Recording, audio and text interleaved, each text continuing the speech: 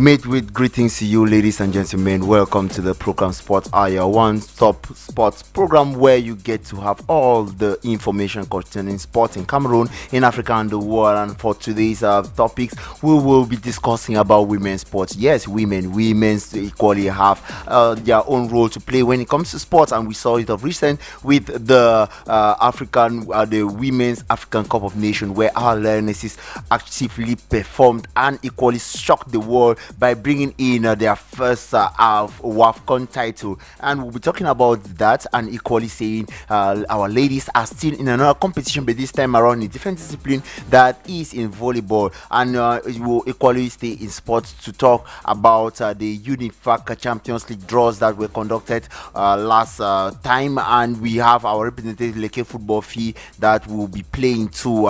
We'll be talking about that, and not forgetting to talk about the hurdles between Samuel Eto'o and the rest of the football planet, where Samuel Eto'o openly gave his support to FIFA President Gianni Infantino at a point where the FIFA president is losing or becoming unpopular. We'll be talking about that and equally mentioning other sports, football sports out of the country, especially in the Premier League, where we had a lot of ups and downs with a lot of different scores. So we're talking about all of this in this particular edition of Sports Are today, Wednesday, 26th of August 2026. Just stay tuned, but first, before everything, we need to give thanks to God.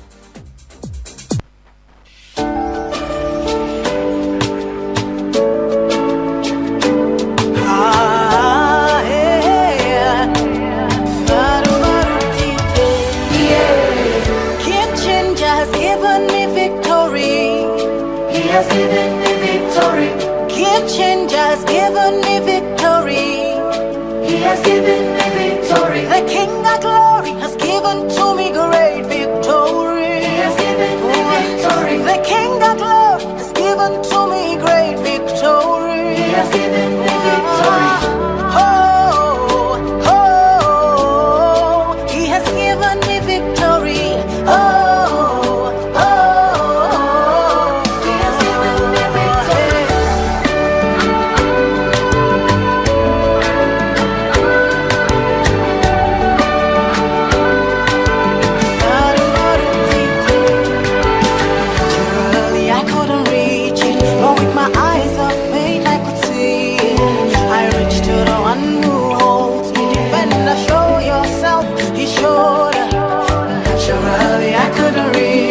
But with my eyes of faith I could see it.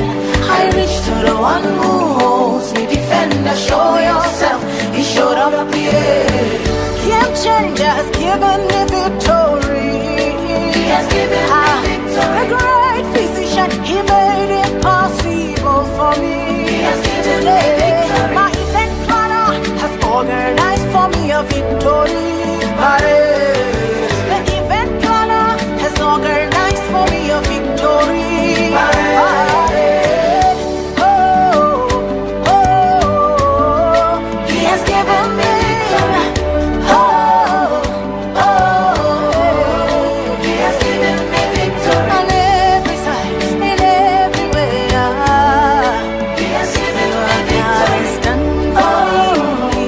Oh, He has given me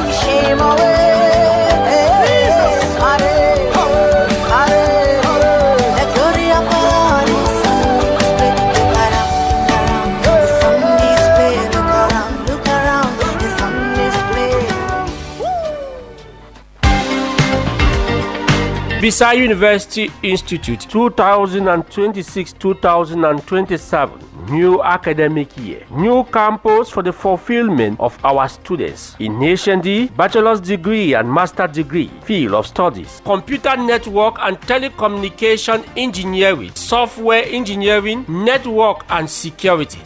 Welcome to our students at our new campus located at Kwabang, behind the headquarters of Renapo Finance SA, not far from the Vok-Eyege Junction, in a modern, calm, pleasant, comfortable and favorable environment with an experienced and dedicated teaching staff, carefully selected, an administration that has placed the student at the center of all its priority, and the practice of bilingualism, which offer the possibility of studying in French in English. Contact 693-930231, 690-20-3708, 678-04-4201. Bisai University Institute, simply created for your well-being. I said, bro, how did this guy manage to go to school when his father is telling everybody he don't have money? Do I know? It is strange. Here he comes. Let us ask him. Bro, tell us, how did you manage to go to school? Man, for me, it's Maso Academic Scholarship. I got 3 years of training at 0 francs at Bisai University Institute. My school fees, exam fees, and uniform are all completely free. Maso Academic Scholarship starting from 100 francs per day, 26,000 francs a year. Students enroll without paying, study without paying, and earn their diploma so as to be useful to their family, community, and nation. Become a beneficiary during a raffle draw ceremony to take place on October the 17th, 2026 at Kwabang at the Bisai University Institute. At Maso, we simply live our African values.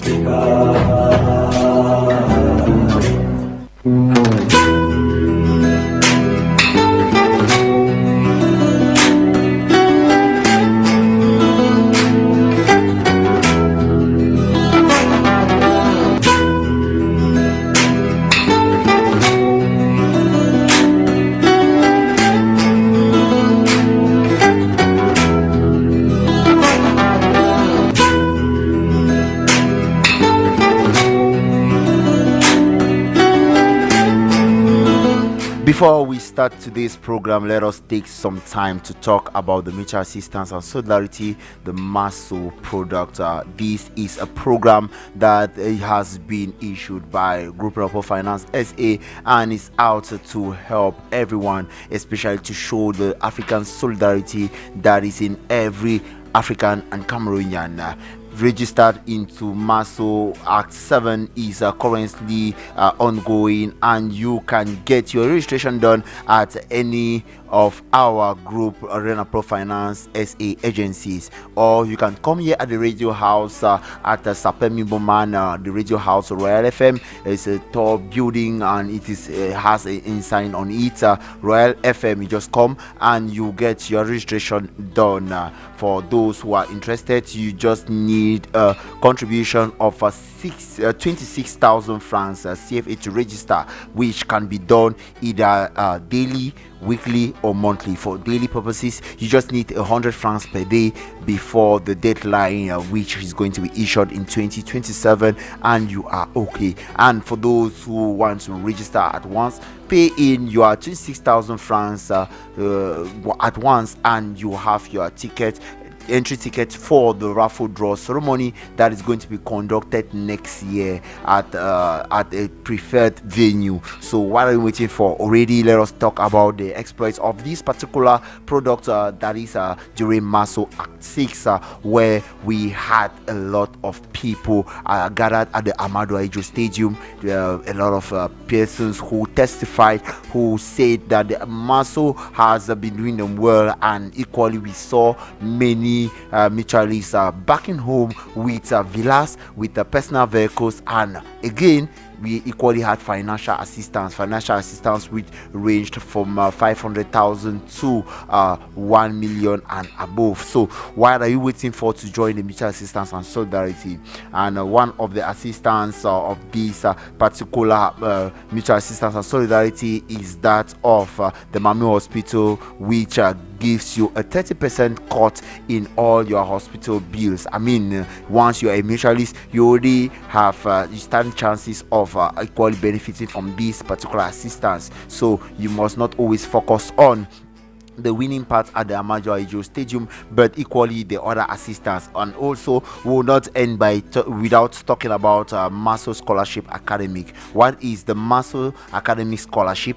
It offers children and young people with a potential and ambition the chance of pursuing an academic program of vocational training free of charge. I mean, free of charge. I repeat it.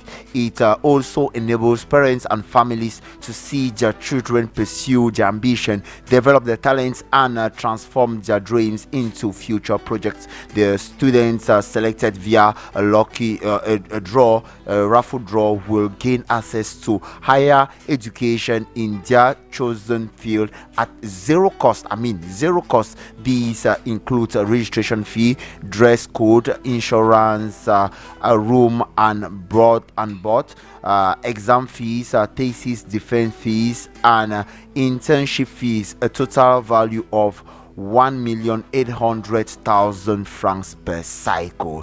It also covers vocational training in fields such as banking and microfinance, nursing assistance, executive secretarial education, work medical office assistant, accounting secretarial work, graphic design, office administration / secretarial work, video editing, medical secretarial work, pharmacy assistance skills, sales clerk, medical laboratory, technical assistant, valued at 200,000 francs per level. You contribute using the merchant code. That the code is 989 040 or via Max It app by dialing just 150 *47# reference code Renapro Maso, or directly at Renapro Finance SA branch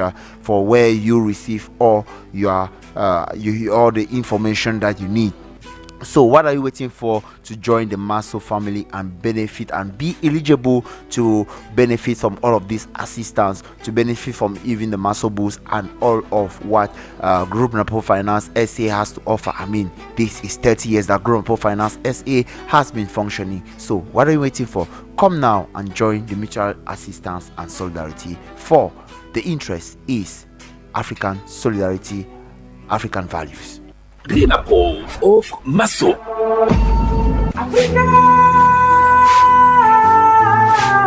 Félicitations à tous les bénéficiaires de l'acte 6 de la Maso de Renapro Finance SA. J'ai sollicité ça. J'étais très content, très fier. C'est ma première fois de souscrire à Maso. Ma femme vend les arachides. Donc j'ai acheté les sacs des arachides. Je vais rembourser 10 000 francs par mois. M'aider à envoyer mes enfants à l'école. Tellement fier, je suis fier. Quand je fais dans les transferts de crédit, les dépôts, je augmente mon capital. Si quelqu'un vient veut un bon retrait, je peux le faire. Le message, c'est que si quelqu'un est sérieux, il suit Maso. Je me sens tellement flatté avec la Maso. C'est la deuxième fois. J'avais pris d'abord 2 millions de francs. Et voilà ça en haut. La maison là, c'est l'argent de la Maso. Je suis en santé à cause de la Maso. Je me soigne à l'hôpital de la Maso. Je me marie Maso. Les 750 000 vont me servir à faire mon élevage de poulets. Moi, je ne m'attendais pas. Je suis très émue avec ce tirage. C'est ma première année. Je suis dans le commerce. La Maso est bien. Parce que moi, j'ai essayé. Je ne m'attendais pas. Et comme j'ai pu avoir ce lot, j'encourage tout le monde de suivre mon examen. Un sentiment de joie. Il faut que des actions comme celle-ci se multiplient pour que davantage on puisse en bénéficier. C'est Dieu, c'est pas autre chose. J'ai demandé à Dieu que si vraiment il me coupe, mon plus grand souhait, c'est qu'il me donne cette maison. Ça fait 6 ans que moi je joue au Maso, je n'ai jamais gagné. Cette fois-ci, j'ai demandé seulement la maison, je suis très content. Merci à Maso. Qui sera le prochain bénéficiaire de l'acte 7? Rendez-vous auprès des différentes agences Renapro Finance SA en vue de procéder à la souscription et d'effectuer vos cotisations et être heureux bénéficiaire dans les prochains jours. À la Maso, vivons simplement nos valeurs africaines. Renapro offers Maso.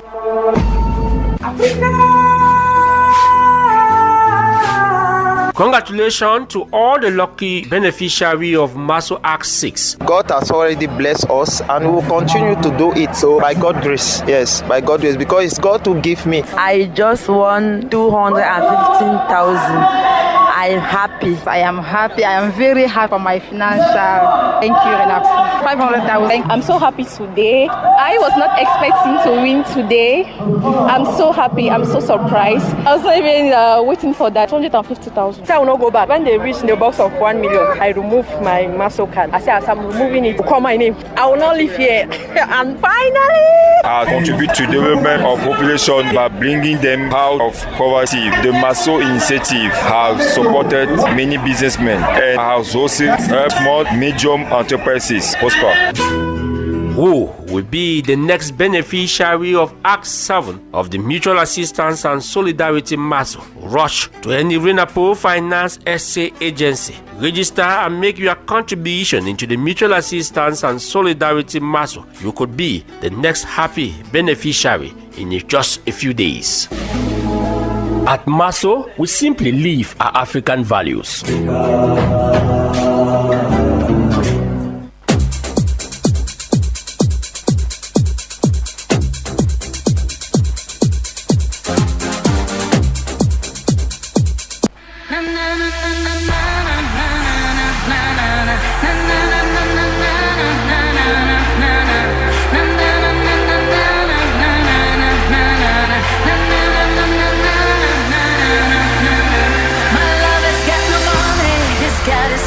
Look at a team like Volcan. The fans of Volcan, they will fill the whole Oja and you will see no place. So I think the decision of Oja and Bankomo is not really fair to the fans. Bankomo on its own, it's very far.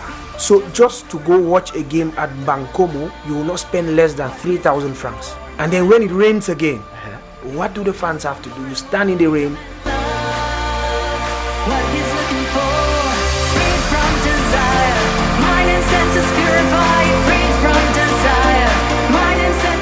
For me, the Interpose is the second national football competition after the Cup of Cameroon that gathers fans. I mean, before even the league, you have the Interpose, because a decade ago, the Interpose was something that would go from one region to the other.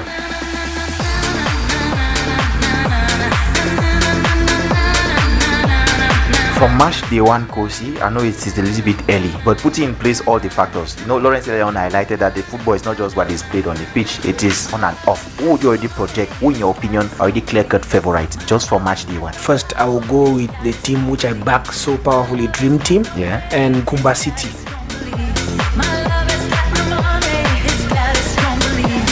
When you look at Cameroon football, when it comes to making a classification table, when two teams are tied on the same number of points, what separates the two teams is not goal difference, it's head-to-head record. So Dream Team already have an advantage, they have an edge over Mintab FC of Septentrion.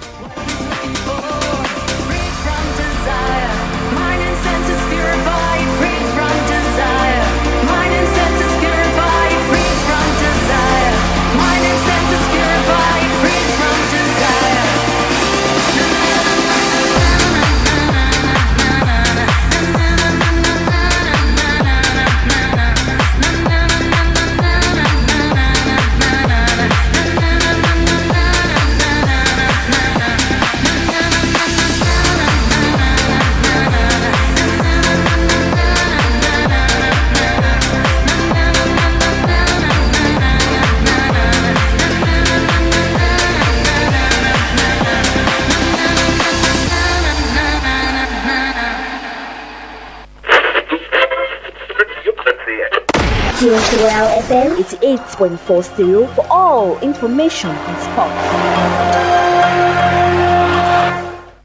Il est 15h. Les gars prêts? C'est l'heure du farotage chez Orange. 50 colos à gagner au dièse 111 étoile 1 dièse ou au dièse 119 étoile 21 dièse. Même par Max Hit, tu peux aussi gagner les 50 colos. Orange est là.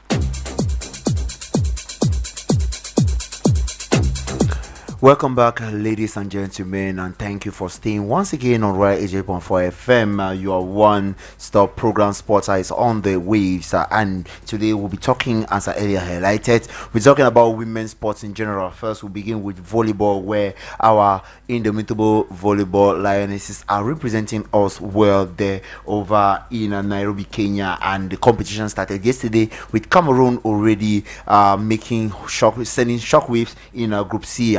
In Group C, they are lodged with Nigeria, Tunisia, and Ghana. And yesterday, they defeated Ghana by 3 sets to 0. First set 25-16, 25-20, and 25-14. And before their departure, the team captain Biwole, the team captain actually highlighted that several things. I'm talking about Simone Bikatar. Highlighted their zeal to take over that competition. Let's listen to an excerpt from her.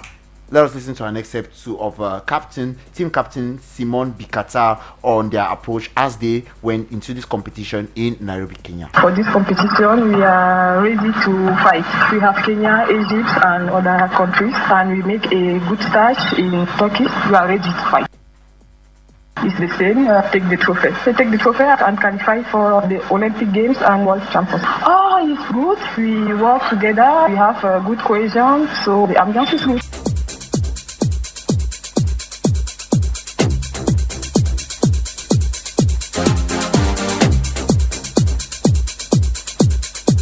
Let us now equally listen to her head coach Yende Lavoisier, who made a selection of 14 females, and before that he equally highlighted that they were moving over to Nairobi, Kenya, not to come out third but to take over that competition. And it should be noted that Cameroon has only won this competition 3 times, in 2017, 2019, and 2021, and to him 2016 is the right moment. Take a listen to him.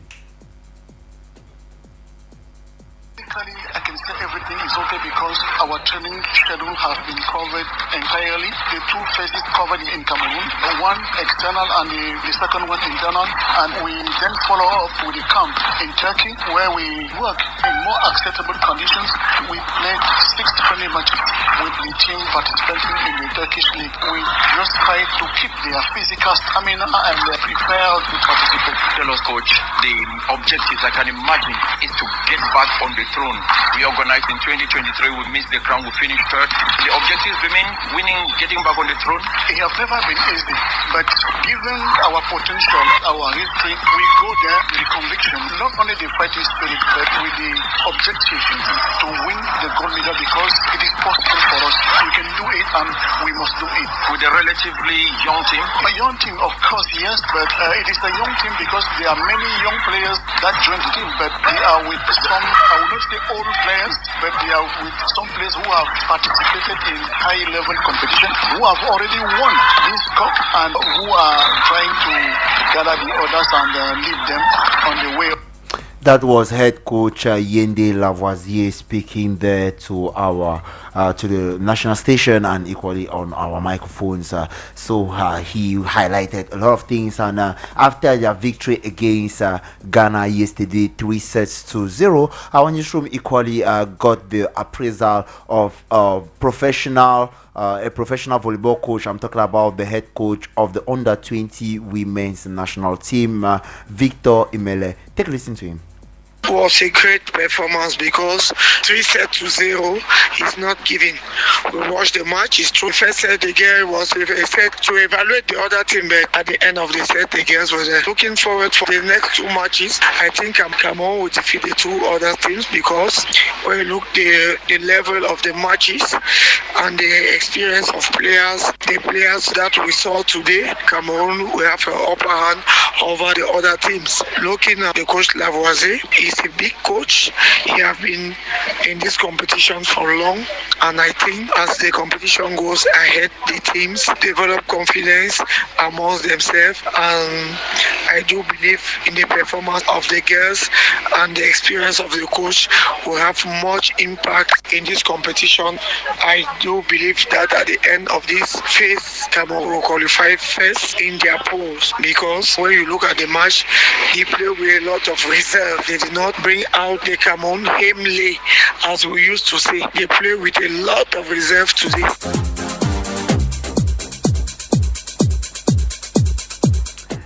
So, dear listeners, you heard it there. That was a compilation of all what we had to tell you about this particular competition that is ongoing in Nairobi, Kenya. And it should be noted that equally host nation and Kenya trashed Zambia 3-0, while in Group Cameroon's pool, Group C, Pool C rather, Tunisia beat Nigeria 3-1. And Cameroon's next opponent will be Tunisia, and it's scheduled for 5 p.m. today. With us in the studio, we have Biwa Brian, sports journalist and equally consultant. Biwa Brian, you are welcome once again on Sports Hour. Thank you, Evans William Jubati. Good afternoon to you, as well as to everybody who is listening to us, everyone who has taken our time to listen to us this afternoon. So, Biwa Brian, looking at Cameroon's performance so far with the volleyball Lionesses, can we say we are coming back from our ashes? Cameroon is waking up. It's a wake-up call for the volleyball in general in Cameroon. Well, I think it is too early an assessment to make, because if you want to look at it, the plethora of our volleyball in recent years, it hasn't been that buoyant, I should say. We've just been there with two different federations. Yeah, well, aside the issue of two different federations to start with, I think that even the fact that we have two federations, it is only one of them that goes for these international competitions. It is only one that plays this foreign competition like the African Cup of Nations and the World Cup if they qualify, and be making an assessment based on the team that plays the World Cup. And so when you look at it, their performance in recent time hasn't been that. For me, they have the potentials, but for one reason or the other, we just always don't get there where we should be. And just to note too, because it's in different ways though, because if you want to look at volleyball during the last Olympics, that was 2024, if I'm not wrong, the Paris Olympics, 2024, Paris Olympics was in 2024. The last Olympics we had volleyball. Volleyball represented the national team, the male national team represented Cameroon, and first of all, it was a good thing that we were able to get a qualification ticket to compete in a competition like the Olympics. But then while the Olympics, it was difficult for the team to cope. They could barely get what probably they set out to get, and that's just it. So we are unable to build on that consistency, and in a way it has roots. It would root back to what you were talking about, two federations, some of the things that is creating this joint participation performance for the team, for our volleyball as a whole. Yes, and equally looking at Nigeria, I mean Cameroon's pool, we have Tunisia, we have Nigeria. We already defeated Ghana. Do you believe, as Coach Lavoisier said, we'll be able to sail through despite all of these with the injections of new volleyball practitioners into the squad? For sure, yes. I think that it's already, one thing is usually how you start it. Okay. And so when you have a good start, it will motivate you. You have the momentum. But mind you, please, momentum sometimes has to be well managed and controlled, because there are people who would go early to get early wins, and as we always say in pidgin, small picky collar never sharpener for money. It's like that for some people. They may get those early wins, but in the course of the competition or further into the competition, they are unable to manage this momentum and it becomes very tricky. So it's good that they started well. I mean, if you study pool system, the good thing about pool system is that once you already beat one team, you have and you get maybe an upper hand.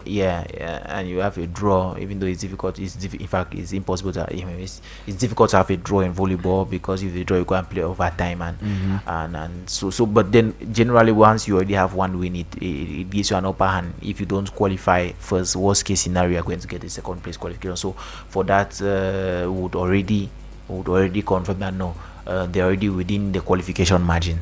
Yes, within the qualification margin. But now looking at the opponents, I know maybe people will say Nigeria is weak, because Tunisia beat them 3-1. Do you think that we should fear Nigeria first, because that would be our last game? Then Tunisia, we know that powerhouses. So do you think that these two opponents, Tunisia and Nigeria, will be a tough one to match for Cameroon? Every opponent is tough, I would say, but if you ask me, Tunisia would be tougher.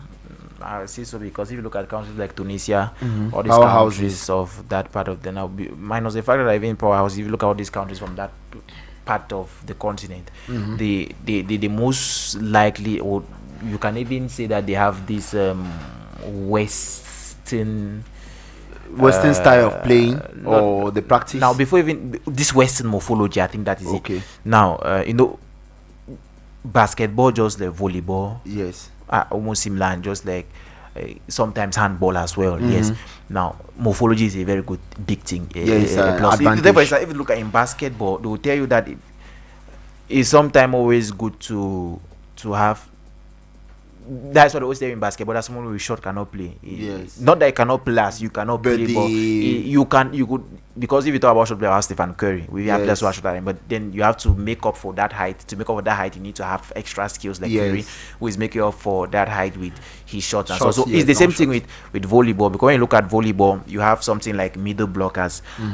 If you look at, it's just I don't know the dimensions, like the height of the net. I don't really have it, but it's quite tall enough. And for you as a middle blocker, first of all, a middle blocker who acts like should I say secondary defender, because we would have the liberos, the last line of defense in volleyball. At least there you can be short. It's just a thing of agility. You just need to be very agile, to block. But now the main defenders are the middle blockers. You need height.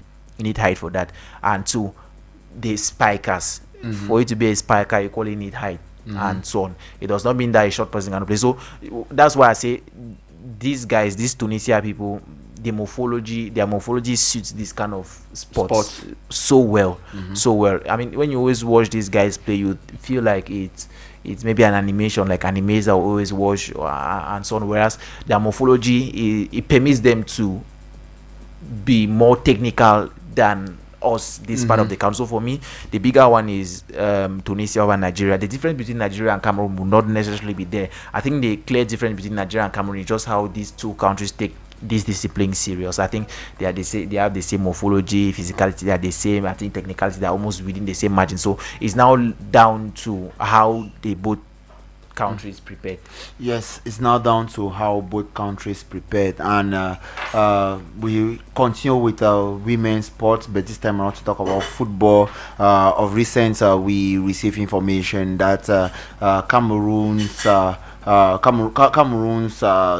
champions came back to the country, and after winning the Women's African Cup of Nations, it prompted some of them to equally win another title, and since then they have been at the forefront. And this time around is the UNIFAC qualifiers for the Champions League draws that were being conducted of recent, and we saw Cameroon being drawn with Football Academic, Missy Kana of DR Congo, AC Colombe of Congo, and FC de Agosto de Akonibe of Equatorial Guinea. Now, Brian, talking about Leke Football Fee, I mean, we saw them during the Cameroon Cup final there, where, I mean, very outstanding opposed to Lufmin Prop. But now we are talking about moving out of the country, and it's not the first time that they have moved out of the country, but this time around there's not going to be TP Mazembe, but rather we'll be having Football Academy Mishkana that are already in Cameroon.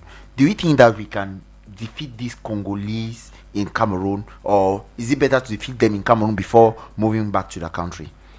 Before even answering your question, I want us to go back to history to trace what has always hindered Cameroon from getting a ticket from the UNIFAC zone. But then before we even get into that, the very first thing I would like to highlight, and this is not me belittling the efforts of this part of the country, this is not me, now it's just my honest opinion. We find ourselves in the UNIFAC region, and I'll always say it, and I'll say it anytime, any day, anywhere. The UNIFAC region is so unserious. It's a region that does not permit you to be competitive. But TP Mazembe women now, has won I'll come there. You remember that when CAF first introduced the Women's African Cup of Nations at 1981 thereabout, the giants, the people who started at the likes of Equatorial Guinea, yes, they went on to have two titles. But have you asked yourself, where is Equatorial Guinea now? Nowhere to be found. Nowhere to be found, just like you said. Why? Now, the introduction of these zonal regions came later on, after competition like the Women's African Cup of Nations was already established. It came later on, and grouping nations based on their geographical location. I understand that part, yeah. Yes. Grouping them based on their geographical location. And if you want to go for that, the Confederation will bring up arguments like they want to consider the transportation that teams get for this. But I would see, if CAF tells me that, I will still tell them that, because if you listen to CAF, the president himself, one of the highest thing he always stresses on is the fact that, according to him, one of the things that can make African football to surge forward is the financial part. That is to say that if he believes that if we have more money, it is going to make our players to want to play here and not go out there, and by so doing, it is going to develop our league. Now, at the same time, they will come and they are doing regional groupings, zones, and they are grouping people based on their geographical location. And one of the reasons is because they believe that for some countries, it is going to be cost expensive for them to move from here to go and play here. And so you begin to ask yourself the big questions. Now, it doesn't tie. You are contradicting yourself. So you are saying that you are injecting more money into women's football because you wonder we should be more competitive. And at the same time, you bring up an argument that it is going to be challenging for some teams to move from here to here. You keep increasing prize money and so on. You keep increasing participation fee. Those are some of the things that they need to look at, because the UNIFAC zone, when you look at the UNIFAC zone, aside from Cameroon, who is even declining in result, which other country is there that you can bet your money? Maybe DR Congo. In youth football, every year Cameroon, I'm coming back, I know that we're talking about women's football, but just that we are now after gone to UNIFAC. In youth football, every year Cameroon dominates under 17, under 20. But where have we, since for a long time, where have we gone to with all this? At the end, we come back. We'll qualify for the AFCON, and when we meet people who came from Kosafa, from Wafu A, Wafu B, who came from Sekafa, we are unable to compete amongst them.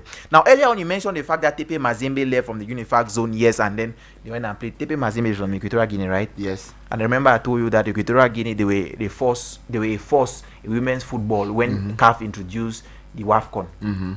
They are the only country, that means it is only them and Nigeria that have won at least two each over Equatorial Guinea and Nigeria. That's to tell you that they had the potentials. But what happened along the line? To me, this zonal thing killed it. There's no competition. Once you get up in the morning and you find yourself with people that you can always challenge them, there will be no need for you to work hardest, because you know, go up, calm down. I'll always beat you hands down. I'll always beat you. And so those are some of the things to me that is crippling the zone. TP Mazembe, yes, they had that good run, and they went their first participation. They went on to win the women's CAF Champions. But a lot of things played there. Now, if you look at the players, that crop of players, when Mazembe won the UNIFAC qualifiers and qualified, they did recruitment. Recruitments not only within the UNIFAC zone. Yes, they recruited even players. That year, Leke went. They recruited Leke's best players. They recruited players from different zones, regional zones, and went to the competition and went and aced the competition. They beat the Mamelodi Sundowns and so on. Almost everyone who is favorites in this competition. Even Al Ali. Now, I'm coming back to your question. So, what do we need to do to see that we stand a chance in this? First of all, we need to look beyond this zone. Okay. Beyond the zone. I know it has always been difficult for Cameroon to win the qualifiers in the zone itself, which is considered to be a weak zone. But Cameroon has always faced it difficult to win. And I think that for me, one of the biggest problems has always been logistical challenges. Okay. Yes. The CAF Women's Champions League was introduced in 2021. And from that time up until now, 4 teams from Cameroon have participated. The first was Lufmin Prof. Yes. The second was AS Awa. The third Leke, and then FC Bolowa last year. Look at it. The challenge Awa had was logistics. That was the challenge for Awa. They had. Almost did not play the competition. Leke went there with canoe, bus. That means that they use bus when they somewhere, use canoe and they beat cross them. And win. FC Bolowa, they were able to get flight tickets and they went there, but somehow they finished. Now that's to say, if you want to look at it from Lufmin Prof, ISA and Leke, a majority wins the vote. Majority of them faces only FC Bolowa that did not necessarily face logistical challenges. And by logistical challenges, I'm not talking about transportation. It includes other things: their diets, their feeding, their housing, the quality, and all that, because all that comes into play. And so now we are coming to our backyard, and I expect for it to be much easier. Leke is going to coach Stefan Zana. Yes. He's the same coach that took them there in 2024. Yes. So I'm sure he already knows that it is not an easy place to go. It is the difficult. Experience. Yes, so he has the experience. I already knows that, wow, this is what was time to face. Now there are no logistical challenges. One good thing is that I've already seen that in camp, even though it's not necessarily early for me. I mean, the competition is just weekend, and in camp there is nothing much to talk about. A normal team should be in camp already for the competition. So I think that we stand a better chance this year. And even without their top striker Tiwalis, a transfer window. That's why we have a transfer window. That's why we have the transfer window. You have to be able to make. The Leke has not made any transfers. That is it. That is the thing. So if we are lacking in those aspects, and now we are hoping that miracle is not miracle. All these things is not rocket science. People prepare for competitions to win the competition. Yeah. People do injections to win the competition. Let's go to Tanzania. Yes, for instance. We've always known Simba. We've always known young Africans. We've always known Yanga. We always call them Yanga. Young Africans. They're a formidable team in club football, men's club football, very formidable. They introduced our women's team last year, and please, it was a new team. I need to look at the injections that they made in the new team. They bought They bought players not only from within Tanzania, but from other parts, from other countries. So this is the kind of injections that we need to be looking at. This thing is not rocket science, like I said. The way they always say that the way you make your bed is the same way that you lie on that bed. Yeah. Yes, dear listeners, we have an extra mouth in the studio, and I'm talking about Lambert Onana. Good afternoon to you, Lambert. Good afternoon, Evans. Good afternoon to Brian, as well as all the beautiful listeners of Royal FM Radio. I'm glad to be here once more this afternoon to talk about the beautiful sport we all love. I hope the journey was not so tedious. Very tedious. That's a shame. Anyways, to allow you to catch your breath, we are actually talking about the CAF UNIFAC Zone Women's Champions League draws that were being conducted, and we know that Leke Football Fee are going to be facing Football Academy, Chana, and AC Colombe. We equally have Agosto del Aconibe. Those are the clubs that Augusto of Equatorial Guinea. Exactly. So the first challenge would be first of all against DR Congo, the Congolese Academy, Miss Canada Daudi in Cameroon. So looking at this particular game, I mean, what could be that lacking factor for Leke Football Fee to be able to qualify out of the UNIFAC zone, because we know that it has always been very challenging for any representative from the women's category to move out of the qualifiers in general for Champions League? Well, it's been difficult over the years, but what's more important is to continue to push, and it's going to pay finally. You know, many clubs in the world of football did not just wake up someday and just being successful in whatever thing they were doing. They had a period of struggling, especially in the beginning.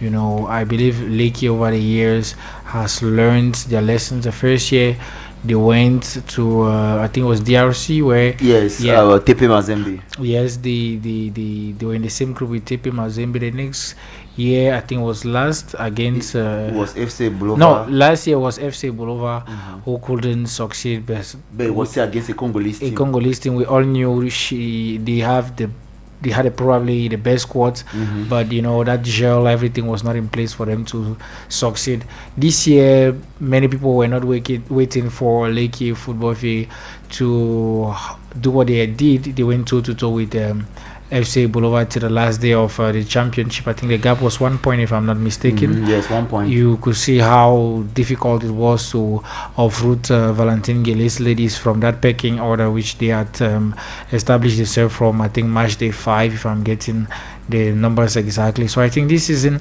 they have, I think, 2 or 3 players who won the AFCON who were They have 2 players who were starters during the AFCON. They have Ivana Yakana Makana as well as Menduga, who is one of my favorite players during that AFCON. She also played during the FIFA Under-20 World Cup in Colombia in 2024. Yes. So I think they have Naomi Eto'o. With Naomi Eto'o, they have 2 good players which they can count on, and the third one was on the bench. I believe that with these players they can do something really outstanding, and thank grace that this time around we don't have 2 Pishama Zembe ladies, but there's still another Congolese team, because that championship is very high, is very strong, is very competitive. But now Lekki have all the cards in their hands. They are going there with probably a 70% chance of making things easier for themselves. They just have to defeat the Equatorial Guinean side and now look how they can defeat the other teams and get their qualification ticket for the first time. I solemnly believe that if there is a side which can get that first ever Women's African Champions League ticket, it is Lekki, and the moment is now. Okay, the moment is now. Lambert, I will stay with you, but this time around to talk about women's sports evolution in Cameroon in general. I mean, how can you appraise the development of women's sports in Cameroon, be it the volleyball lionesses, be it the indomitable lionesses? I mean, women's sports in general, be it football, handball, volleyball. I mean, throughout the week we had results, be it handball, be it football or volleyball. So how can you appraise the evolution in Cameroon of women's sport, right? Yes, women's sports in general. Women's sport, has been very successfully over women's sport over the last few years, and it's still getting going, and I am very glad that the women are taking more advantage of the interest. Yes, they are taking more interest into sport, and they are doing excellently well. One thing which makes women's sport excel faster than men's sport, it's the fact that men have already captured this attention of them being the key figures, the figureheads of sport and stuff. But women, the competition, the attention too, and attention is only being levied where there is a lot of cash. When we talk about money, Africans in general, it tends to be something to create enmity. And that is why women have the liberty, they have the guile, they have the freedom to excel. Whereas in the men's sector, we all want to pull the shed on our side. So right now, I think when you look at judo, for example, they went before going for the Commonwealth Games. They went to South Africa. Cameroon came out first out of 14 nations, of which Germany, Azerbaijan, who are in the top 10 judo nations in the world, where we went to Morocco. We did a good prestation. We went to the Commonwealth Games. We brought a silver medal. And now we are now aiming for another championship which is coming, because there is the Young African Games, which is in Senegal or Ivory Coast, I believe. It's in Senegal. Okay, in Senegal. Then after, they have, I think, 2 or 3 other competitions, world competitions that before can permit them before the Olympic, that will help them qualify for the Olympic Games. Because from the last time I had the president of that federation, he said they have two judokas who are in the top 20, because if you're in the top 40, you're qualifying straight for the Olympics. So their effort and Mata. So now their effort is now to bring more judokas, both the men and the women, For the men, it was also a good harvest over this competition, but the women are the ones who are more the front, because they are getting the gold medals, they are getting everything. Bamanta has been excellent. She's now ranked, I think, top 4 in her category in the world. We also have the young lady Miriam Bongo, who has just been classified top 2 in the world in her category. So it's also very beautiful. When you go to other sports, you look at athleticism, there is Linda Angungu, there are others who are taking the Cameroonian flag highest. You change, you go to a long throw, there is, you go to long jump.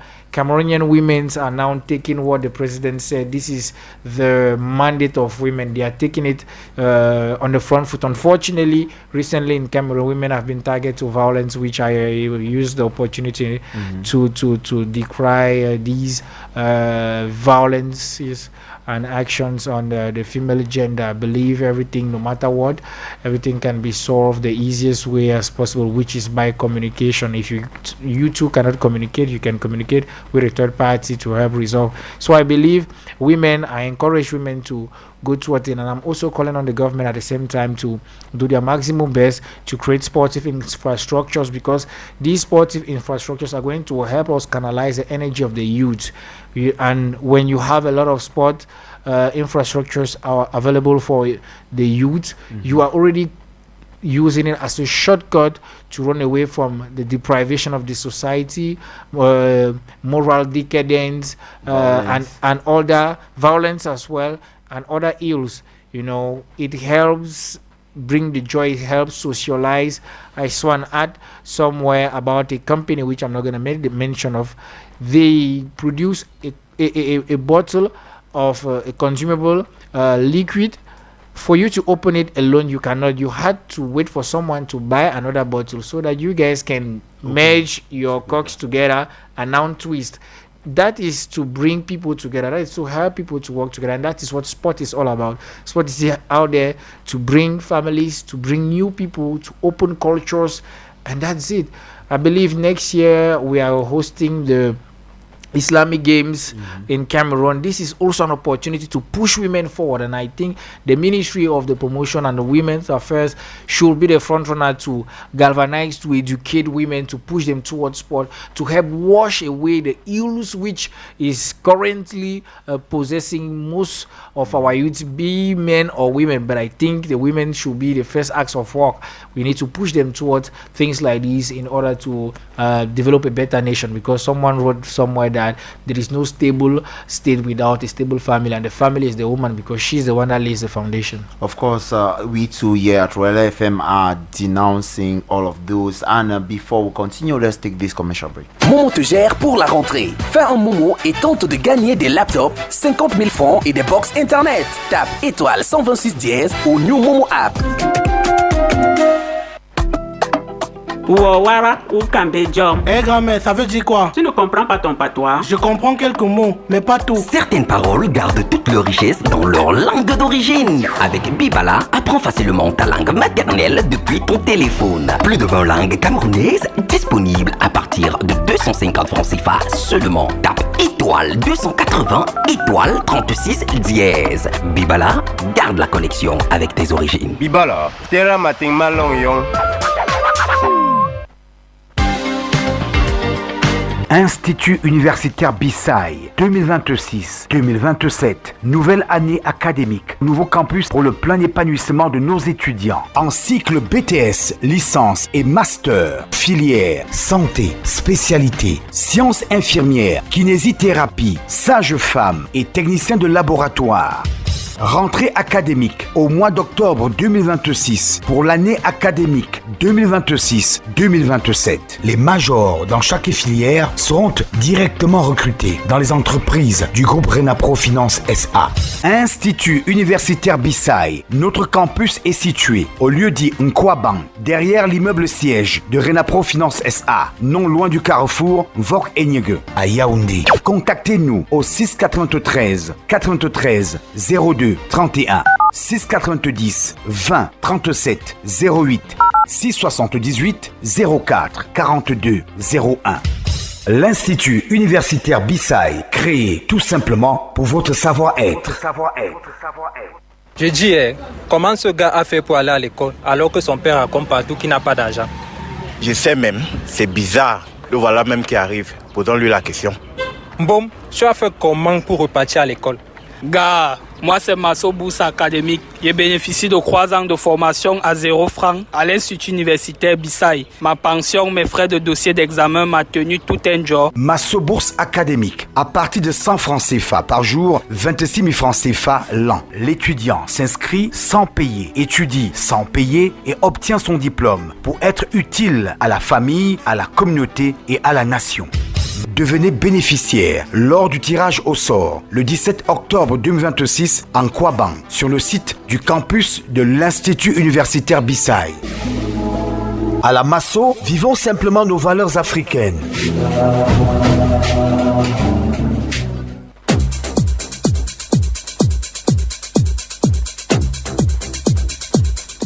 Yes, from women's sports, we now move to men's sports, and this time around football. And update that just reached in our studios the earliest of today is that Unisport of Bafang's General Assembly has been suspended, blocked and suspended by the Federation FECAFOOT due to severe internal management conflicts, leadership dissensions, and a highly unstable electoral climate within the club. So, Brian, looking at these particular updates from Unisport of Bafang, do you can you say you saw this coming? I mean, this is a club that has had this. It's not the first time. Well, it's not something that I predicted, but they always say a mango will not fall far away from the tree, from a mango tree. It's something that is very common in Cameroon football. Okay. Conflicts within a club. It's not the first time we are getting that this club has done this. It's not that I don't want to be calling names. There are clubs that they had, I don't know, I should say 2 presidents. One came with a gun, came and threatened players, they put come train again and so it's we are in an ecosystem, and whether you like it or not, people are seeing what is happening, and they will do it one day. They used to say, you show me a friend, I'll show you who you are. You show me a friend, I'll show you who you are. But Unisport, it's shameful, I should say, that it has gotten to this level, because this is a club that came so far, and in a way I want to feel like disappointments too from their season campaign could be one of the reasons has set in, and so on, because when things are going good, nobody always knows. It's when there's always problem. That we know. When Unisport was winning games, when they were having hopes that they'll win the League One championship, nobody could hear that people are fighting. Now, when I follow the president, the release from the club signed by the president, he says that those guys have done what with money, they have not accounted for money, this, that, and okay, money within the club. Yes. I'm trying to get it. Okay, allegations including failure to account for funds collected in Europe. I don't know how, refusal to submit fine. I don't know what the club did to have dealings on Europe. Anyways, I don't know, but when the club, my point is, when the club was getting a good run, you could barely get this. All these discrepancies could not come into the picture. It is now when they fell out of contention for the Elite One Championship, and then fell out of contention too in the Cameroon Cup, that things like this have started coming.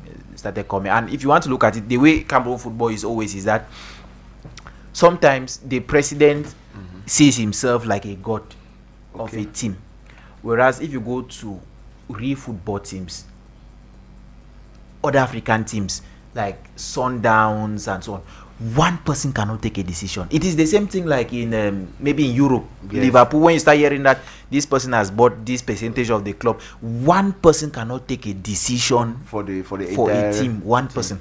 That is those are some of the challenges that we're facing in Cameroon football. Unisport is not supposed to be that way, a thing of a press. So once you start you want to start making decisions on your own. People want to start making decisions on their own.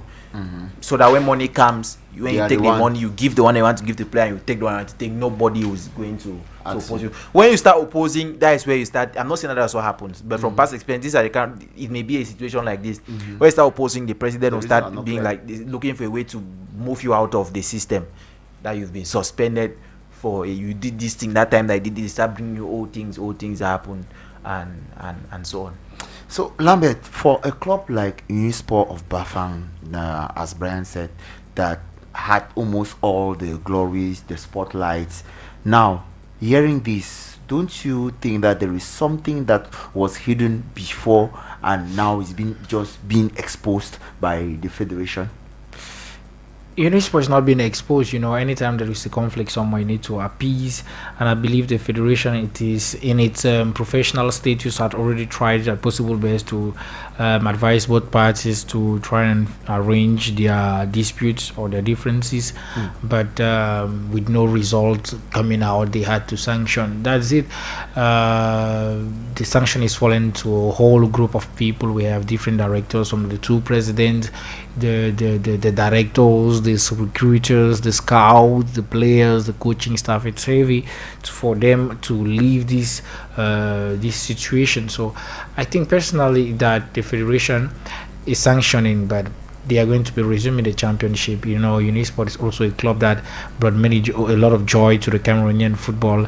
Last season brought a lot of good books for the federation last season in terms of the animation which they were leading during the championship. We saw how the stadium was full. I think it was the most packed stadium in the country during the last season.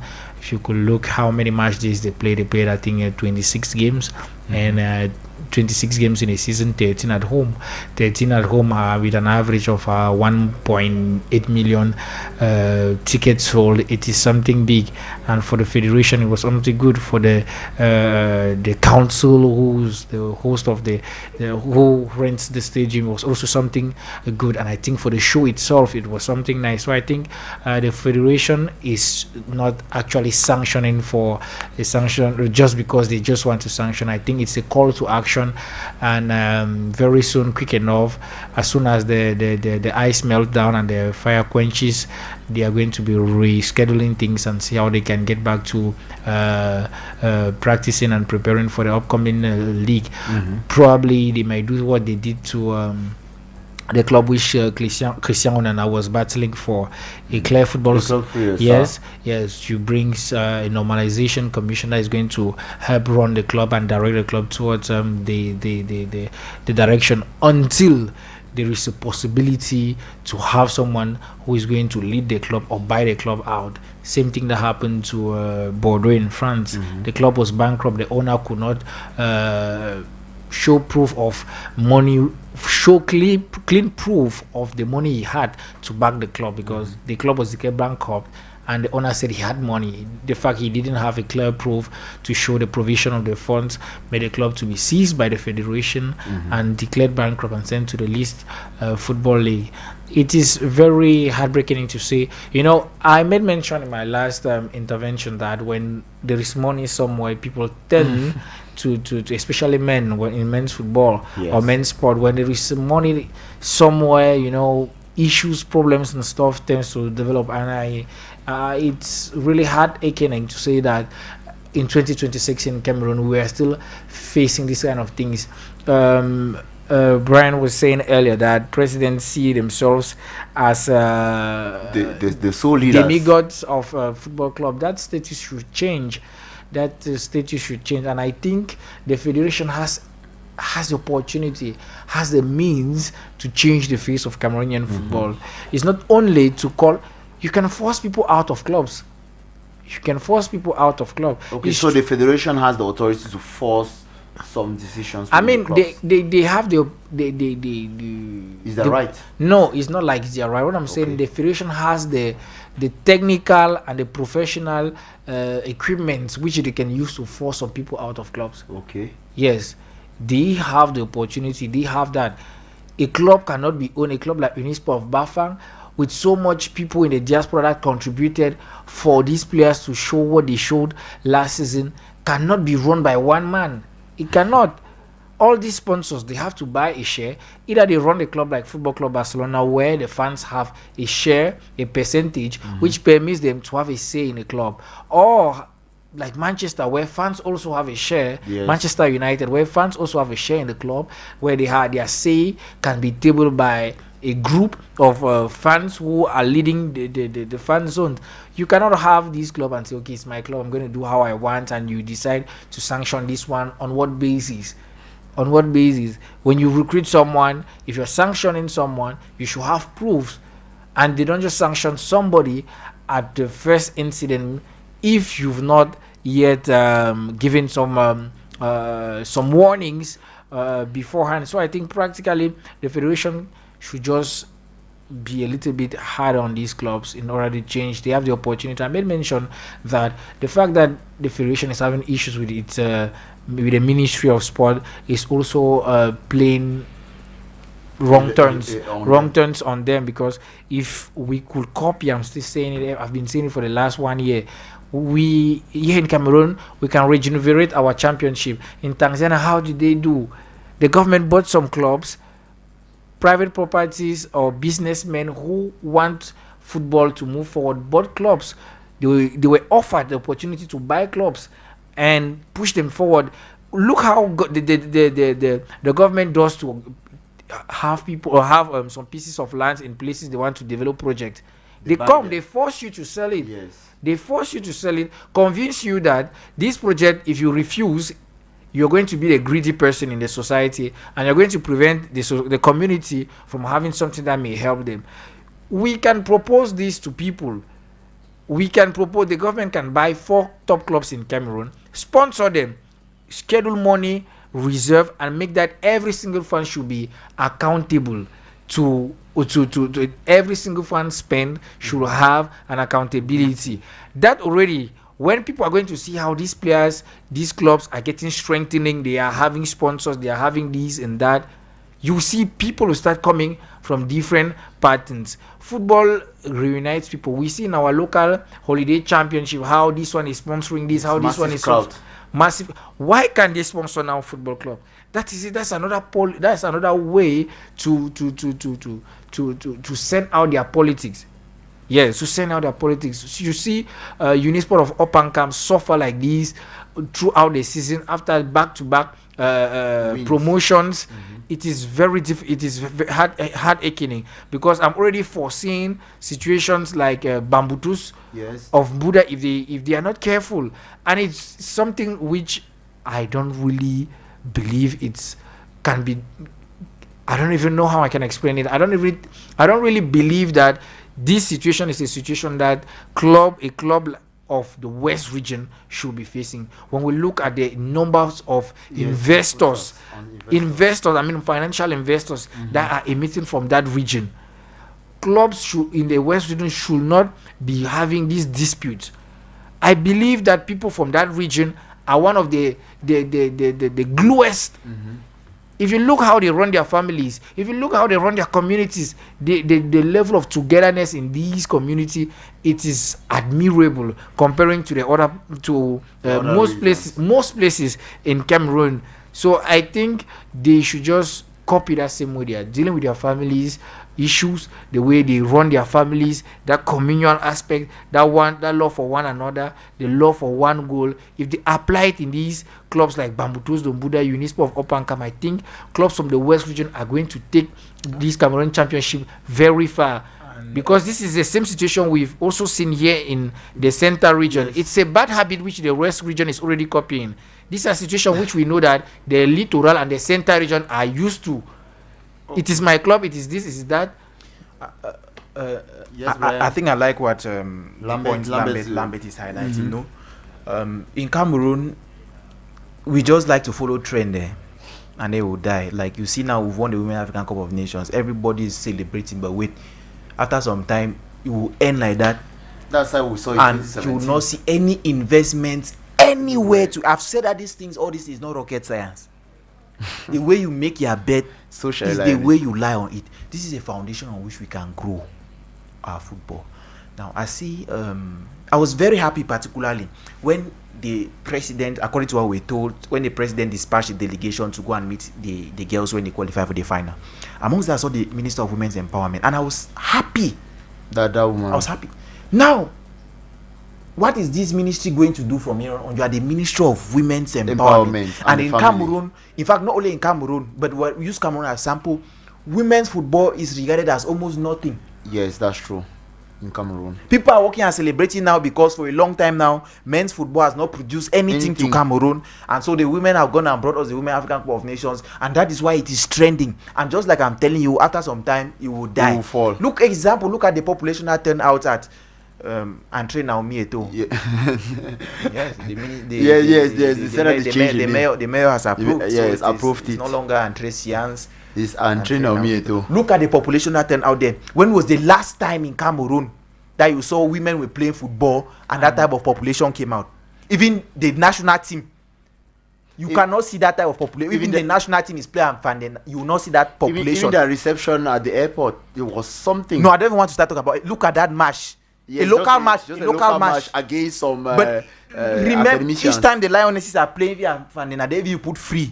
When on that 20 Lions, when free, even the Guinness Bar went free. You come the Omnisports and next stadium, you cannot even be full. And after that match, even the Cameroon Cup final was really populated. So, in this instance, like Lambert was saying, if we all are working towards one goal, the Ministry of Women's Empowerment should at least do injection. You can buy majority share in Lekie, in FC Bolowa. They are just there with Louvre. It's only Louvre. Look at what is happening in handball. If not for the Ministry of Defense, yes. I'm not sure handball would have been competitive in this country, but it is because the Ministry of Defense has made injections. They have the FAP handball boys and girls. Their injection. That's why you start seeing other teams are coming up. Yes, there are like Tekase. Yes, the same thing for volleyball. The most successful team is the team that is sponsored by Port Autonome de Douala. Port Autonome Lito Team. Exactly. Yes, Lito Team, which is by the council. Mm-hmm. In football, it is different, and yet we sit in our offices and we are expecting that we should go and play the AFCON, WAFCON, and win. Like I've said, this is not rocket science. Look at Saudi Arabia. What is Saudi Arabia? The government has bought 4 teams. You see, these teams, is it normal that teams in Saudi Arabia just suddenly got up and then they have money to buy Ronaldo? Yes. They have money to buy. They can buy anybody they want to buy with crazy sums of money. The government has bought 4 teams. And that has pushed billionaires. Al Ali, Al Hilal, Al Nassr, and all of those teams are rivals clubs. Al Ittihad. They bought Al Ittihad. Thank you. That is why they're able to buy. And mind you, the government don't own those teams. They bought 70% shares in those teams to support the teams. 70% shares, and their goal is to commercialize it, and it is working. When they brought Ronaldo, that is when that league people started hearing about the Saudi pro. Whereas Abubakar was there twice. Abubakar went there twice on loan, 1 loan and 1 permanent transfer. And then he even Tawamba was there. People were there. They were not there. Toko Ikami was there. It's still there even. Toko. It's the same thing. Even our neighbors here in Nigeria football too is not very different from our own. But if they talk about Nigeria football, and the most popular team we have Ihimba and is it Rivers United? Yes, those teams, the government owns shares in those teams. I remember one time this guy who captained Cameroon's under 20 that won the Francophonie games. Bill Songo. When he captained that team to that, then he was playing for Renaissance. Yes, he captained us to winning the Francophonie games. Yeah, Francophonie. When we came back, Ehimba wanted to buy him in Nigeria. They wanted to buy him until as Cameroonians behaved the way certain rumors came out and the deal fell out before Kanong took him. If you know the money that Ehimba wanted to put, but a Cameroonian team cannot do that kind of injection, because first it is difficult. Teams on their own, clubs on their own, they cannot compete. The league cannot grow because it is difficult. Normally, for a league to grow, for a league to be competitive, you cannot depend only on talent within the country. That's why other clubs, they go Egypt, the likes of Egypt, they go and buy from South Africa. They buy from here, buy from here. We need to reach that level. Kotom Sports to do it until now that they have stopped going for. Even the Tuneka club so was also the women, the Ministry of Women's Empowerment. To me, they have won this WAFCON. Now they need to inject. they should inject money in 2 teams in the Guinness Super League, because it's not normal. Look at, like I was saying, that team, if you look at that team, 90% of that team, they're either still playing the Guinness Super League or they played in the Guinness Super League.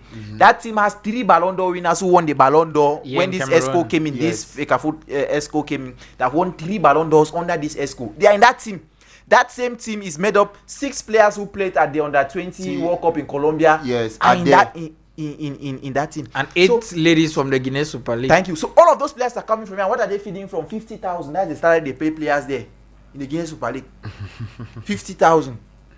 We need to do injections. Most times they neglect women's football. It's just I don't want to call it possible, but I think if none of the sponsors, I don't know where the women's football would have been, but I think they are doing their best, because forgive me to say this, they are being marginalized in a lot of ways. First, you know we have the Elite 1, Elite 2, the Guinness Super League to play. Yes. Every week. And since we don't have infrastructures to host all these games, sometimes when they are programming, they'll also ship aside these women, or they'll send them to go and play in Bankomo. Yes. They'll go and play in Bankomo. So it's like in one way or the other, we are also contributing to the fact that people should not be following it, because first of all, to go to Bankomo, but you not equally blame them because due to infrastructure. No, that's what I'm saying. That's what I'm saying, that due to the fact of that infrastructure, when they are programming, they give priority to the men first. Yes, they give priority to the men, and then those women, when they have play, and then the fee is there, they'll play. So that's how complicated it is. Only Cameroon Cup, in the Women's Cameroon Cup, if you go and ask people, except for maybe people who play it or journalists who are following it, they don't know about the Women's Cameroon Cup, because it is not spoken about as much as the Cameroon Cup in the males category is spoken about.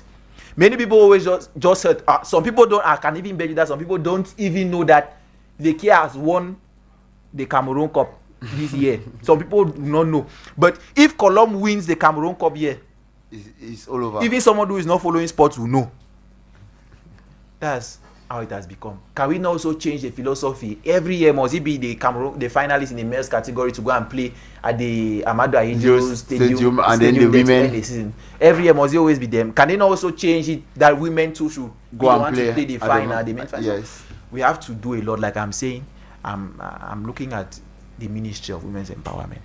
I saw how the minister was there during the Cameroon Cup final. That's a good thing. But it should not just end there. She was all over. It should not end there. Okay, it should not just end there. Now let us move out of this to talk about another topic in football. This time around, involving Fecafoot president Samuel Eto'o, where he has decided to strongly back Gianni Infantino, FIFA president, declaring that the under fire FIFA president hasn't done anything wrong, and urging African nations to fully support his re-election campaign. I mean, Lambert, do you buy this view from Samuel Eto'o? Well, Samuel Eto'o is someone I love the philosophy, I love the ambitions and everything he's been doing, but I'm not going to say he's wrong, I'm not going to say he's right, because he's closest to Gianni Infantino. He has more information on the Infantino project than I have. But what I can say is the fact that Infantino himself came back, rewind from his decision, and had to say it was a mistake by him to try and sell shares of FIFA. FIFA itself. Okay. It already shows that he had to he didn't think twice. He didn't think better before making that statement. It's a human sometimes to accept that you can get things wrong sometimes, and the way the world also is taking this thing heavily on him has created a heavy backlash between several nations. We can see how the European continent has already detached itself. The South American continent, CONCACAF has also detached itself. The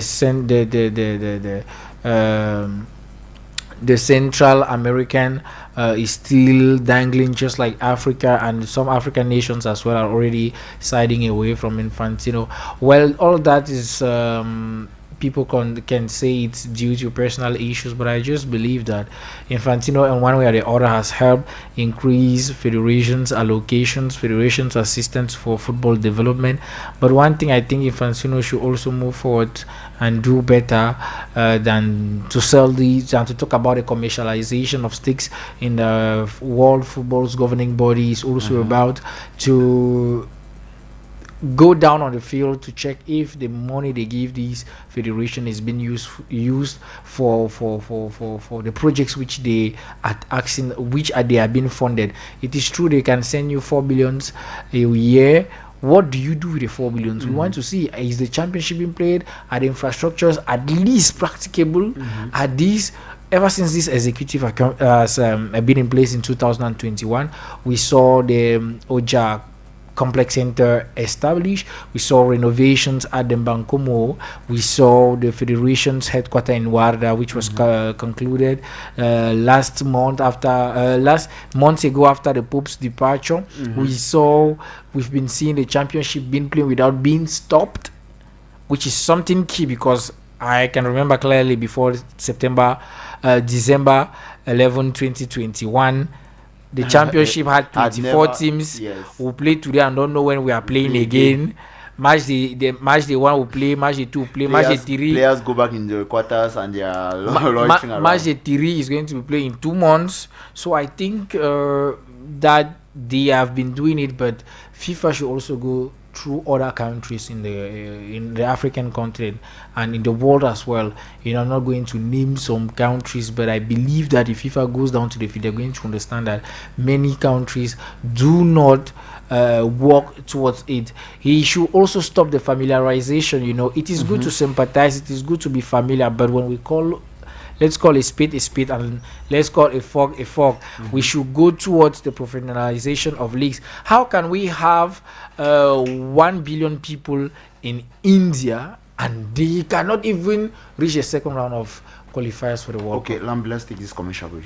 Il est 16h, mon dollar. Jusqu'à 1000 bourses scolaires à win chez Orange. Tant que t'as pas non, avec Orange Bonus. Snap le dièse 111 étoile 1 dièse. Ou sur Pulse au dièse 119 étoile 21 dièse. Et aussi sur l'appli Max E. Orange est là.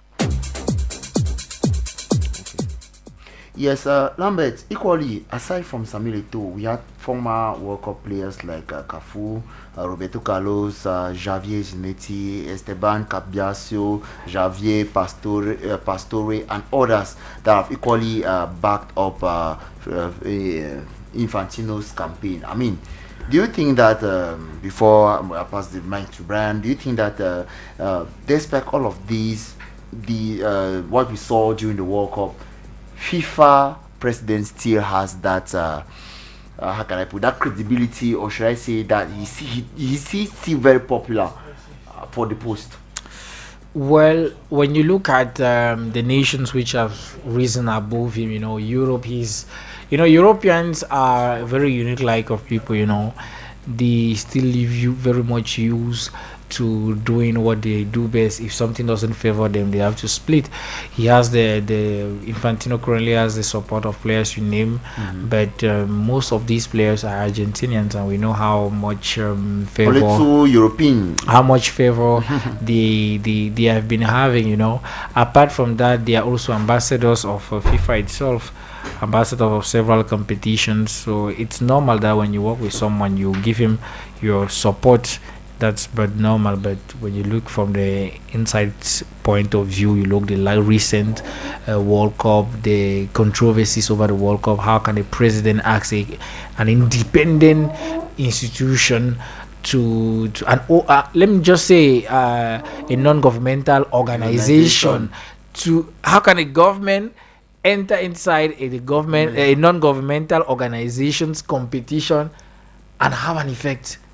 How can the president of the United States tell you to overrule a red card that was given? That's already, even if you want to support Infantino, then you're going to say, bro, you really tried. When you look at other instances of that brought controversies over the World Cup, it was alarming for Argentina. It was alarming too much. Players, it's true that the verdict has come out, players have been sanctioned for fines and stuff. Football should be it is the game which assembles. It is the game which unites. And I think sometimes we want to take decision. Let's take decision for the benefits of everyone. Let's take decisions for the benefit of all the parties which we are working to. And I think, just like the president of the federation, Samuel Eto'o, said, he believes that this decision it is good from the point of view of Infantino, but for people to just split off like this and force Infantino out is a bit unjust. And he thinks that if they had gone for a referendum in order to vote, it would have been better. And that is where Infantino made a mistake. He did not table it. He enforced it without the other nations' support or side of the side of the story. So I think that's one reason which has made this thing a little bit inflammable. Yes, equally another thing that has equally been rocking the or alarming debate in Cameroon is many people say Samuel Eto'o collected $30 million to be able to back Infantino's to back Infantino, giving his popularity. I mean, Samuel Eto'o's popularity, to be able to back Infantino. Do you think that this will attract more support to Infantino's career, despite the rumors? Infantino came to the FIFA in 2019. Samuel Eto'o was not even a federation president. So I think that these allegations are false. And with my journalism status, with my journalistic status, I cannot comment on things which are unsure, which are unfounded, which have no credible source to say he collected. No one saw the bank-to-bank payment, the physical cash payment, whatever means it was. No one saw it. So I think there should be side comments which we should not pay attention to. Samuel Eto'o has been working closely with the FIFA president, which we saw with his speech during the inauguration of the new FECAFOOT headquarters. He was emotive. He wished he could have had opportunity to come to Cameroon, but unfortunately, because he had a lot of fishes to fry, he was busy attending to those other duties, which I think was more important than what we were doing here in Cameroon. It is important, but he had more important things. And when you look at someone who pays attention so much to something like this, we lost Issa Hayatou during his funeral. He deported himself from Switzerland to Cameroon, to the far north region, which we know that with the crisis and all that, he was there.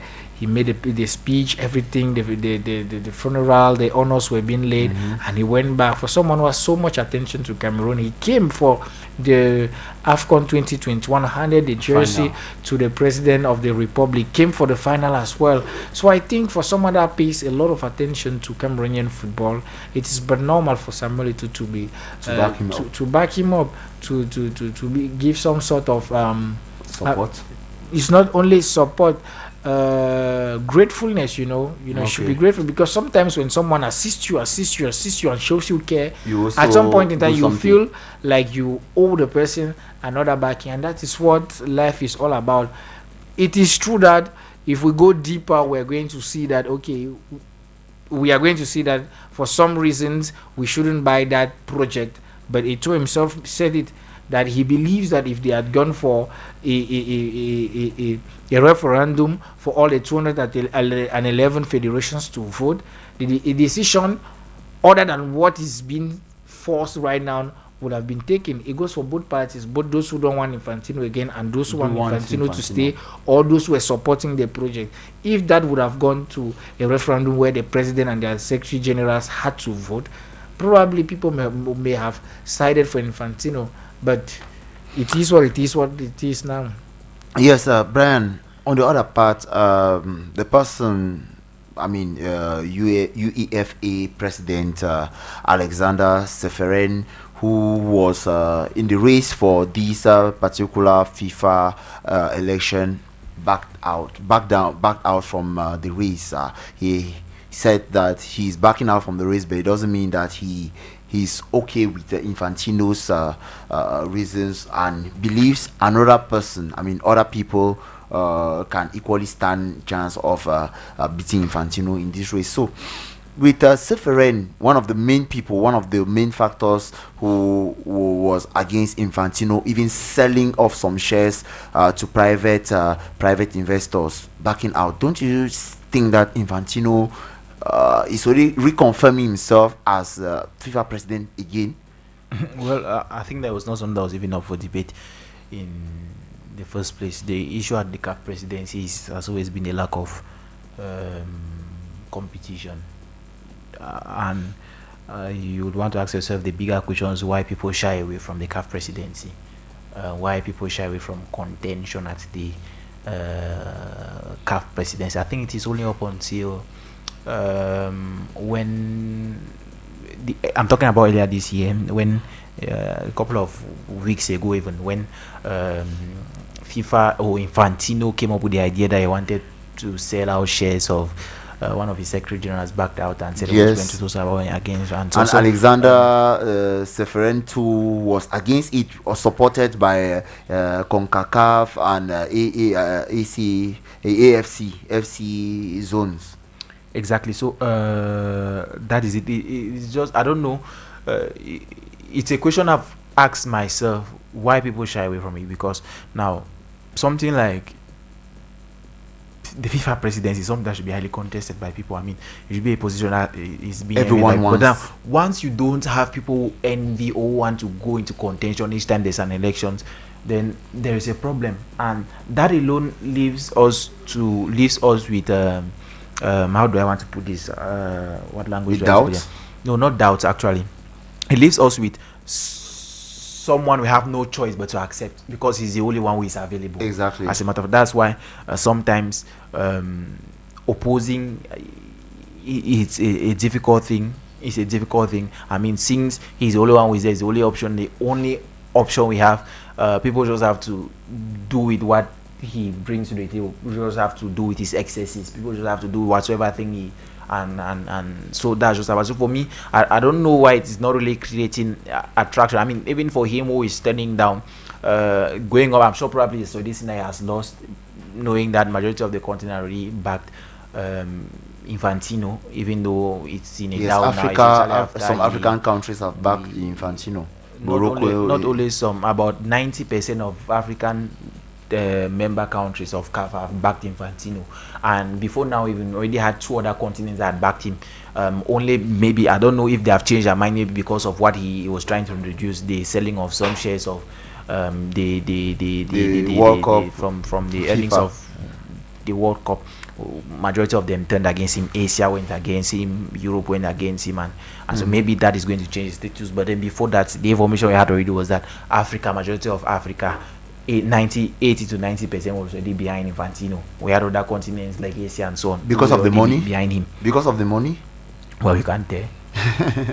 Anyways, so listeners, let us move to our last and not the least, but not the least for today's program, and that is talking about the top 5 European leagues that continued match day 1 with the Premier League that began last week, and really we saw Manchester United suffering from newbies Hull City, Arsenal were flamboyant, and others we equally had Liverpool that made a 2-2 draw. So Brian, looking at can we say the Premier League is on a slow start? I mean, United suffering a loss, Arsenal continuing with their victories, Liverpool falling, Chelsea yesterday continued to, showcase a good football. Can we say Tottenham too equally fell to Brentford?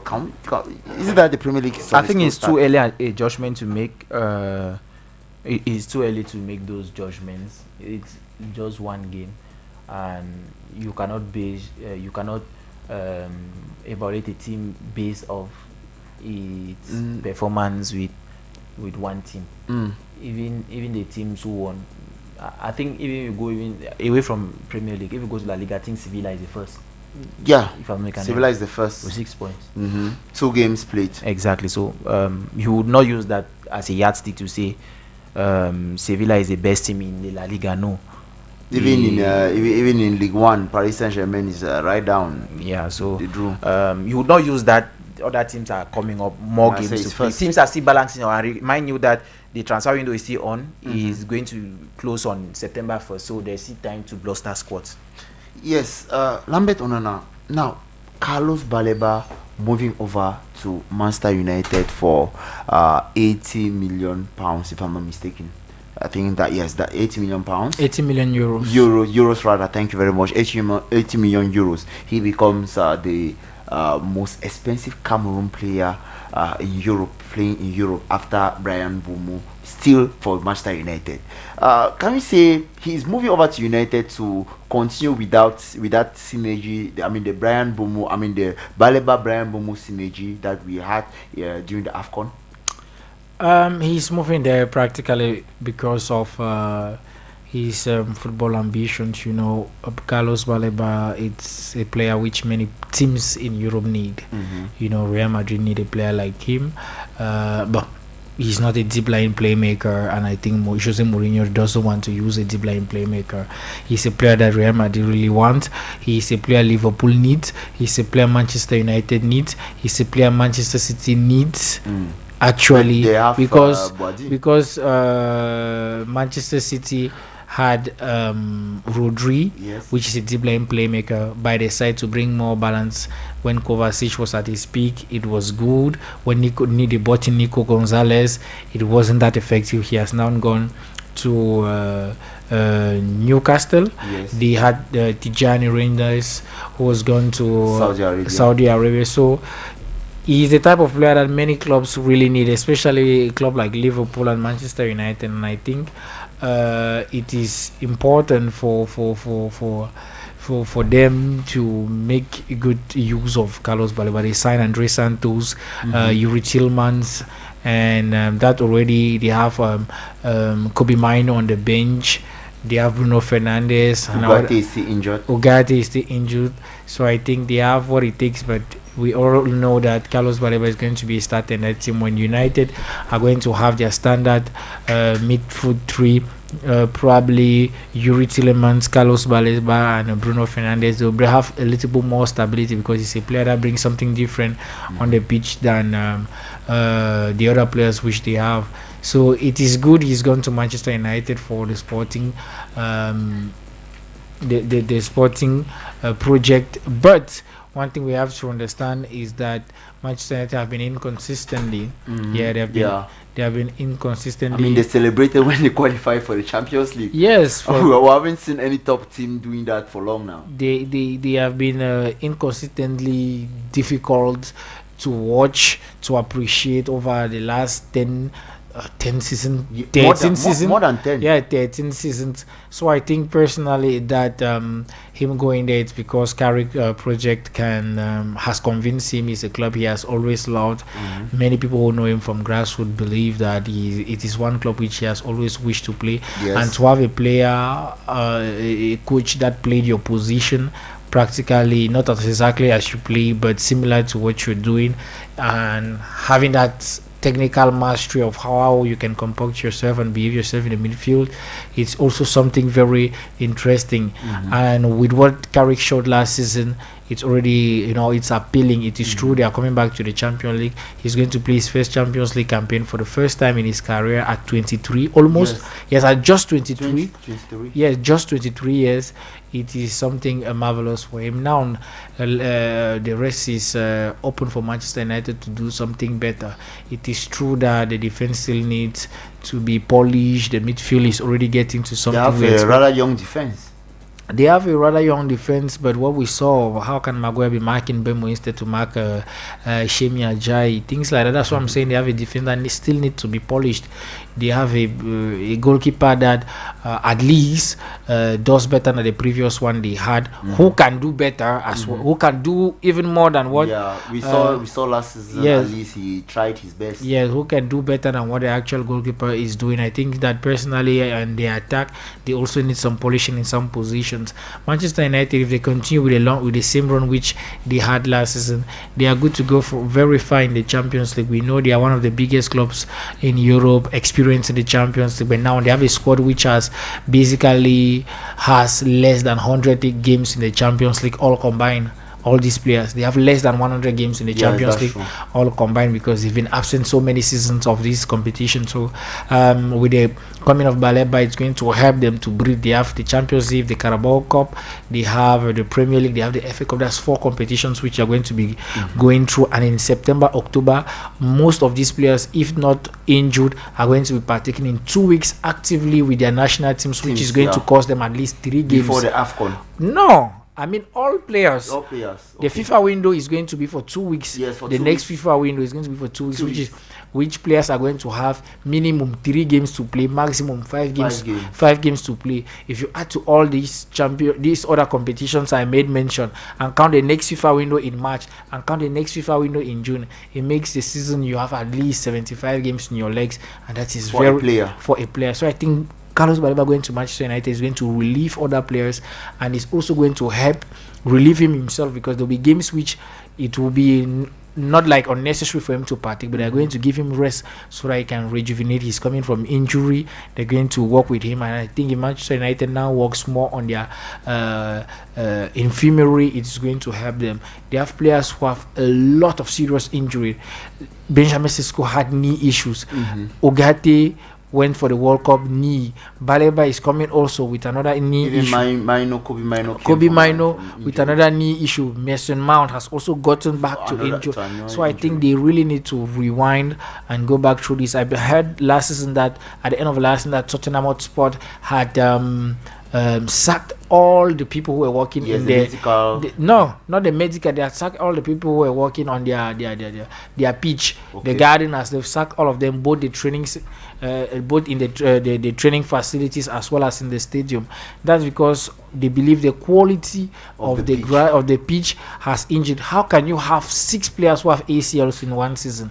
That is very that's alarming. It's alarming. So I believe Manchester United with Baleba is going to add them something. Now they need a goal scorer, a goal poacher, somebody that is going to be consistent with goal scoring, and with that they are going to have a team that can compete not only for the top 4 but as well as the Carabao Cup. Let them start from there, the Carabao Cup or the FA Cup. Yes, the Carabao Cup or the FA Cup. Now let us go to the blue side of Manchester. I'm talking about Manchester City. I mean, the coming of Enzo Maresca has seen many players leaving the club. I'm talking about Rangers. I'm talking about Nico Gonzalez. We already had Rodri, and now only few players were signed. We already had Marmoush that went on loan with the option of buying. We already had Savinho that went to 100 million Tottenham, and only Guadji was signed to the best of my knowledge for now. Only Guadji, the Moroccan. I mean, do you think that Manchester City is declining? Manchester City is not declining. You know, when an era as long as that of Guardiola, 10 years ends like that, you have players who have long contract. You know, we have McGahey, we have Guardiola who has just renewed, you have Haaland who has I think 9 years contract. You know, you need to take things a little bit slowly, observe, trying to see if you can work with the same. A lot of players have left, including Nathan Ake, that many people did not see leaving the club. I mean, John Stones already went on Nathan Ake injury issues since he was in Bournemouth and Chelsea has been an issue, and I think Guardiola himself was getting fed up because at the time he had to play a midfielder in a right back or left back position. Matthew Nunez, a midfielder, converted to the right back, left back. Or right back or left back position. You know, Ryan Aït-Nouri is not consistent, and this and that. You know, Guardiola too was also running out of ideas and getting fed up with the way things were going at Manchester. You know, they have a case pending, the 115 charges which Football Financial has pending against them. So all these things were playing down on Guardiola, and you know, the competitivity of the championship as well wasn't that really intense like it was in the last 8 years when Jurgen Klopp was there. You know, they were pushing themselves toe to toe to the end of the championship. When they come to play a club like Liverpool, they were think it was massive. Yes, it was so massive. Now with the departure of Jurgen Klopp, things were a little bit different. So I think Manchester City has all they need. They have all they need. They've sold 2 midfielders, Rodri and Nico Gonzalez. They are bringing down Ayub Boadi back they are bringing Ayub Boadi to City. They need someone to replace Nico Gonzalez, who has left. They need to bring Foden back to his best, because Foden has been just he was the PFA player of the year in 2024, and to see him eclipse like this, it is really dangerous. Doku is not consistent. Marmoush is not himself. Savinho has left after having scored, I think, 3 goals last season.